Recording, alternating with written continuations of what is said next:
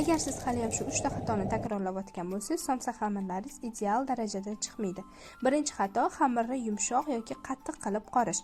O'rtacha qattiqlikda xamir qorsak, yoyayotganimizda bizni xohlagan qalinlikda yoyiladi, qavatlari ham chiroyli bo'lib chiqadi. Ikkinchi xatoyimiz margarin tanlayotganimizda yog'lilik foizini yuqorisini tanlashimiz. Agar yog'lilik darajasi yuqori bo'lgan margarin tanlab qo'ysak, pishayotganda qattiq, sovigandan keyin yumshoq bo'lib qoladi, qavatlari ham bilinmaydi, kasr-qusurligi ham qolmaydi. Uchinchi xatoyimiz somsani tuxum surib pishirish. To'g'ri, ko'pchilik tuxum surib pishirishga o'rgangan, balkim kimlardadir o'xshab chiqar, lekin tuxum surib pishirish ko'pincha somsani qotib qolishiga olib keladi. Agar suv bilan pishirsangiz, yaxshiroq natijaga erishasiz. Qavatlari ham ochilib, chiroyli bo'lib chiqadi. Hammaning o'zini usuli bor, lekin men o'zimning tajribam bilan bo'lishdim. Like va kommentariy kutib qolaman.